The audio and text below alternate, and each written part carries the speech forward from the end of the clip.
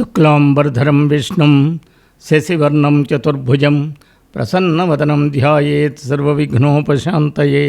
గురుబ్రహ్మ గురుర్విష్ణు గురుర్దేవో మహేశ్వరః గురుస్సాక్షాత్ పరబ్రహ్మ తస్మై శ్రీగురవే నమః. వ్యాసం వసిష్ఠనప్తారం శక్తేః పౌత్రమకల్మషం పరాశరాత్మజం వందే సుఖతాతం తపోనిధిం. నారాయణం నమస్కృత్య నరం చైవ నరోత్తమం దేవీం సరస్వతీం వ్యాసం తతో జయముదీరయేత్. వసుదేవసుతం దేవం కంసచాణూరమర్దనం దేవకీ పరమానందం కృష్ణం వందే జగద్గురుం. శ్రీ భాగవత కథాసుధలు 198వ భాగానికి స్వాగతం సుస్వాగతం. అగ్నిజ్యోతనుడు ద్వారా రుక్మిణీ సందేశం విన్న శ్రీకృష్ణుడు ఒక గొప్ప ప్రతిజ్ఞ లాంటిది చేశారు. వచ్చెద విదర్భభూమికిన్ చొచ్చెద భీష్మకునిపురము ఉరుచిర సంలీలన్ సురుచురలీలన్ తెచ్చెద బాలన్ వ్రేల్మిడి వచ్చెద అడ్డంబురిపులు వచ్చినన్ పోరన్. విదర్భ దేశానికి వస్తాను, దేశాధిపతి అయిన భీష్మకుని నగరానికి ప్రవేశిస్తా. అందమైన రీతిలో ఆ బాలామణి రుక్మిణిని చిటికెలో తెస్తాను. శత్రువులు ఎవరైనా ఎదురైతే యుద్ధంలో వాళ్లను ముక్కలు చేస్తాను అని ప్రతిజ్ఞ చేసి ఆ రుక్మిణీదేవి యొక్క పెళ్లి నక్షత్రం ముహూర్తం అన్నీ తెలుసుకుని తన సారథి అయిన దారుకుడిని రథాన్ని సిద్ధం చేయమని ఆజ్ఞాపించాడు. ఆ దారుకుడు శ్లైబ్యం, సుగ్రీవం, మేఘపుష్పం, వలాహకం అనే పేర్లు గల 4 గుర్రాలను కట్టి రథాన్ని సిద్ధం చేశాడు. దృఢమైన కోరిక గల శ్రీకృష్ణుడు ఆ అగ్నిజ్యోతుడు అనే బ్రాహ్మణునితో పాటు రథం ఎక్కాడు. ఒకే రాత్రిలో ఆవర్తక దేశాలను దాటాడు. విదర్భ దేశానికి వెళ్ళాడు. అక్కడేం జరుగుతోందంటే, కుండిన నగరంలో భీష్మకుడైన రాజు తన కొడుకైన రుక్మి మాటలకు లొంగిపోయాడు. రుక్మిణిని శిశుపాలునికి ఇచ్చి పెళ్లి చేద్దామనుకుని మంగళప్రదమైన కార్యక్రమాలలో ప్రయత్నం చేస్తున్నాడు. ఆ సమయంలో పెళ్లి వేడుకలు జరుగుతున్నాయి.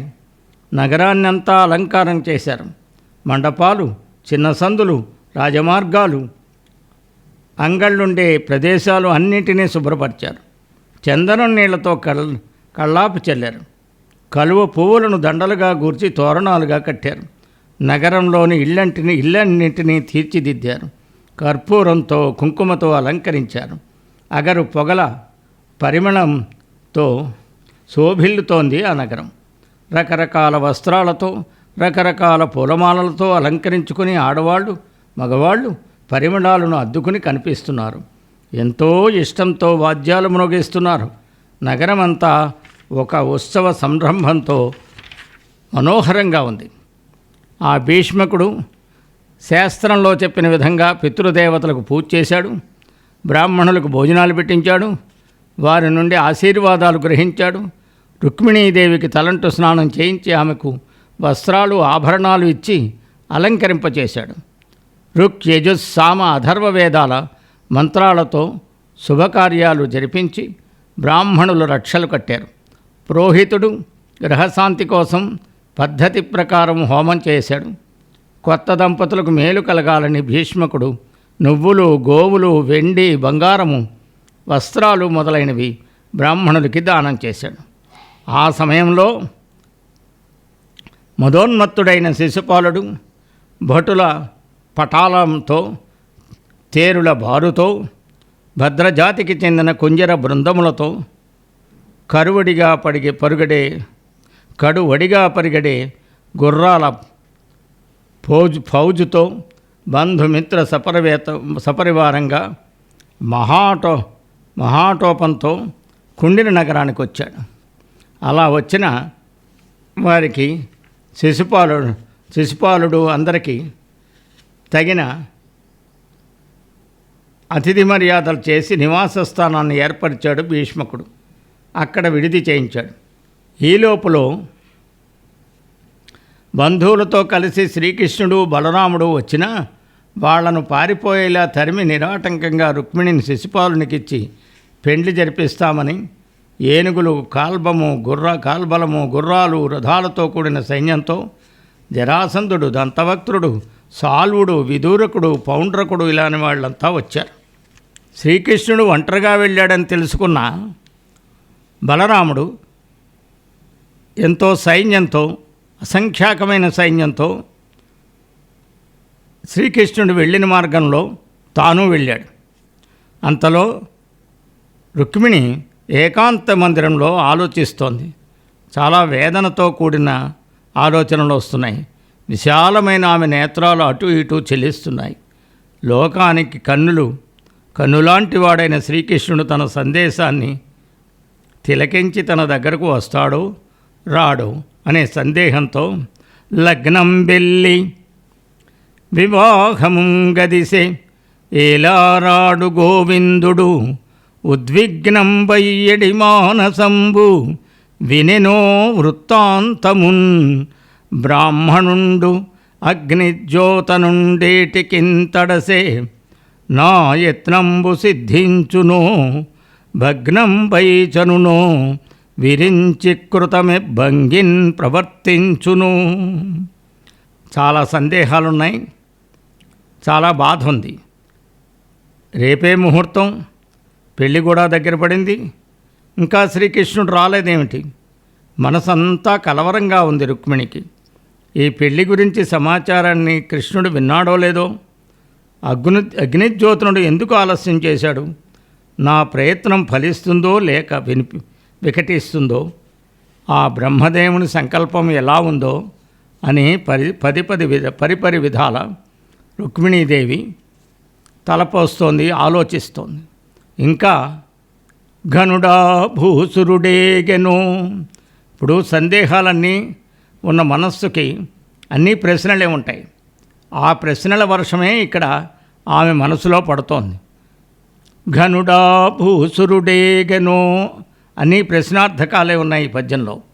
నడుమ మార్గశ్రాంతుడై చిక్కెనో విని కృష్ణుండిది తప్పుగా తలంచెనో విచ్చేసెనో ఈశ్వరుండు అనుకూలింప తలంచునో తలపడో ఆర్యా మహాదేవియున్ నను రక్షింప ఎరుంగునో ఎరుగదో నా భాగ్యమెట్లున్నదో. అద్భుతమైన ప్రజా ప్రాచుర్యంలో పొందిన ఈ పద్యం మరొకసారి విందాం. ఘనుడా భూసురుడేగెనో నడుమ మార్గశ్రాంతుడై చిక్కెనో విని కృష్ణుండిది తప్పుగా తలచెనో విచ్చేసెనో ఈశ్వరుండనుకూలింప తలంచునో తలపడో ఆర్యా మహాదేవియున్ నను రక్షింప ఎరుంగునో ఎరుగదో నా భాగ్యమెట్లున్నదో. ఇది చాలా సులువుగా అర్థమయ్యేటువంటి అద్భుతమైన పద్యం పోతనామాచుల వారు మనకిచ్చారు. ఆ విధంగా సందేశహరుడైన అగ్నిజ్యోతుడు దగ్గరకు పోయి ఉండడు శ్రీకృష్ణుడి దగ్గరికి అనుకుంటోంది. శ్రీకృష్ణుడికి కూడా ఇక్కడికి రాడు అనుకుంటోంది. మళ్ళీ ద్వారకు వెళ్ళి శ్రీకృష్ణుని పిలిచి ఆత్మబంధువు ఎవరూ లేడే అనుకుంటోంది. నా అన్న రుక్మిణికి ఈ విషయంలో నీతి న్యాయం తెలియదు అనుకుంటోంది. ఇలా అనేక రకాలుగా సందేహాలు ఉన్నాయి. కానీ మనస్సు కూడా పాడైపోయి ఉండడంతో, కలవరం చెందడంతో సరైన అలంకారం కూడా చేసుకోవటం లేదు. కళ్ళమ్మట నీళ్లు కారుతున్నాయి. తుడువదు కన్నులన్వెడలుతో ఎకణంబులు. కంటి వెమ్మట నీళ్ళు వస్తుంటే అవి తుడవటనేట కన్నీళ్ళు. కొప్పున్ చక్కగా ముడువదు నెచ్చెలిన్ గదిసి ముచ్చట కుంచనదు. అన్నమేమియు కుడువదు నీరముం కొనదు కూరిమి కీరమున్ చేరి పద్యమున్నొడువదు. వల్లకి గుణ వినోదము చేయదు దాయదన్యులన్. ఈ మనోవేదన వలన రుక్మిణి కళ్ళల్లో కన్నీళ్లు ఉబ్బికి వస్తున్నాయి. అయినా అవి తుడుచుకోవటం లేదు, కొప్పు సవరించుకోవటం లేదు. తన ఇష్టశకిని కలిసి సరస సల్లాపాలకైనా వెళ్ళటం లేదు. ఏమాత్రం కూడా అన్నం తింటం లేదు, నీళ్లు తాగటం లేదు. ప్రియమైన రామచిలుక వద్దకు వెళ్ళి పద్యాన్ని చెప్పించటం లేదు. వీణ తీగను మీటి వినోదించదు, ఎవరి వద్దకు వెళ్ళదు. ఆ విధంగా ఉన్న వేదనతో ఉన్న రుక్మిణీదేవిని గురించి మరో పద్యంలో పోతన గారు అంటున్నారు. మృగనాభి అలదదు మృగరాజ మధ్యమ జలముల నాడదు జలజసంధి. మృగనాభి అలందదు మృగరాజ మధ్యమ జలముల నాడదు జలజగంధి. ముకురంబు చూడదు ముకుర సన్నిభముకి పువ్వులుంతురమదు పుష్పువ్వు బోణి. వనకేళిన్ కోరజు వనజాతలోచన హంసంబు పెంపదు హంసగమన. లతలు పోషింపదు లతికాలలిత దేహి. తొడవులు తొడవు తిలకమిడదు నుదుట తిలకినీ తిలకంబు. కమల గృహంబు జొరదు కమలహస్త. గారవించి తన్ను కరుణగైకొన వనమాలిరాడు తగవు మాలి అనుచూ. పరిమళించే వనమాలను ధరించిన శ్రీకృష్ణుడు ఏమాత్రం న్యాయం లేకుండా నన్ను ఆదరించి దయచూపకుండా ఉన్నాడు. నన్ను చేపట్టడానికి రాడే అని రుక్మిణి వేదన పడుతూ ఉంది. సింహం నడుము వంటి సన్నని నడుము గల ఆమె కస్తూరి పూసుకోవడం లేదు. పద్మం వలె పరిమళించే ఆమె జలకాలాడడం లేదు. అద్దం వంటి ముఖం కల ఆమె అద్దం చూసుకోవటం లేదు. పూల వంటి సున్నితమైన శరీరం ఉన్న స్త్రీ ఆ పూలను పెట్టుకోవటం లేదు. కలువ పూల వంటి కండ్లున్న రుక్మిణికి వనవిహారం చేయడం లేదు. హంసవలే వయ్యారంగా నడిచే ఆమె హంసలను కూడా చేరదీయడం లేదు. తీగవలే నాజూకైన శరీరం కల ఆమె తీగలను పెంచటం లేదు. నగలకే నగ వంటి ఆమె ఏ నగను పెట్టుకోవడం లేదు. తిలకం పెట్టుకునే స్త్రీలందరికీ తిలకం వంటిది. ఆమె నొసట తిలకం పెట్టుకోదు. పద్మాల వంటి చేతులున్న ఆమె కమలాలతో ఉన్న కొలనులోనికి ప్రవేశించదు. ఈ విధంగా ఉన్నటువంటి రుక్మిణి ఇలా విచారిస్తుంటే శ్రీకృష్ణుడు ఎలా వస్తాడా, ఎప్పుడు వస్తాడా అని ఎదురు చూస్తోంది. ఏ పని చేయడానికి ఆమెకి ఆసక్తి లేదు. మనసులో మదనాగ్ని చెలరేగుతోంది, దుఃఖపడుతోంది. అలాంటి స్థితిలో ఆమెకు మంచి వార్తను చెప్పే విధంగా ఎడమ కన్ను ఎడమ భుజం అదిరేట్. ఇంతలో శ్రీకృష్ణుడు ఆనతిచ్చిన రీతిలో అగ్నిజ్యోతనుడు తిరిగి వచ్చాడు. అతని ముఖ లక్షణాలను దూరం నుంచి గమనించింది. రుక్మిణి ఆ లక్షణాలను తనకు శుభాన్ని చెప్తున్నాయని అనుకుంది. మధురమైన కంఠస్వరం గల రుక్మిణి శ్రీకృష్ణుణ్ణి ఎప్పుడు చూస్తానా అనే అడ్డు తొలగడంతో ముఖంలో చిరునవ్వు చిందులాడుతుంటే ఆ బ్రాహ్మణుని ఎదురికి వెళ్ళి నిలబడింది. అప్పుడు ఆ అగ్నిజ్యోతనుడు అంటున్నాడు, మెచ్చే భవద్గుణోన్నతి అమేయ ధనావళుల్ ఇచ్చే నాకు. తా వచ్చే సుదర్శనాయుధుడు వాడే సురాసురులెల్ల అడ్డమై వచ్చిననైన రాక్షస వివాహమునన్ కొనిపోవు నిన్ను. నీ సచ్చరితంబు భాగ్యమును సర్వము నేడు ఫలించే కన్యకా అనే అద్భుతమైన సందేశాన్ని ఇచ్చాడు. ఓ అమ్మాయి, సుదర్శన చక్రాన్ని ఆయుధంగా కలిగిన శ్రీకృష్ణుడు అదిగో తానే వచ్చేశాడు. నీ ఉత్తమ గుణాలను మెచ్చాడు. నాకు అంతులేని ధనరాశులను ఇచ్చాడు. దేవతలు రాక్షసులు నిరోధించినా అతనికి లెక్కలేదు. రాక్షస వివాహ పద్ధతిలో నిన్ను తీసుకొని పోతాడు. నీ మంచి ప్రవర్తన, నీ అదృష్టం అన్నీ కూడా నేటికి ఫలించాయి తల్లి అన్నాడు. ఆ మాట విన్న విదర్భ రాజపుత్రి అయిన రుక్మిణి ఎంతో కృతజ్ఞతాభావంతో నమస్కరిస్తూ ఇలా అంటోంది.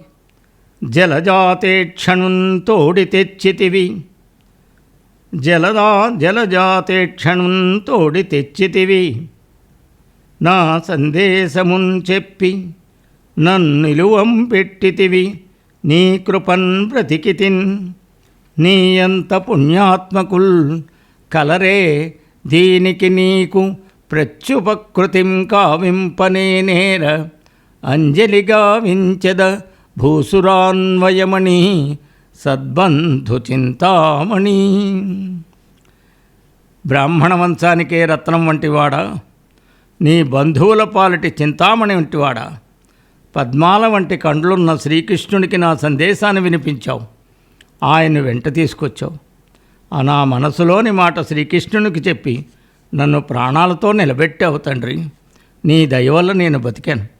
నీలాంటి పుణ్యాత్ములు ఎక్కడైనా ఉంటారా? ఇంత సహాయం చేసిన నీకు నేను ఎలాంటి ఉపకారాన్ని తిరిగి చేయాలో నాకు తెలియడం లేదు.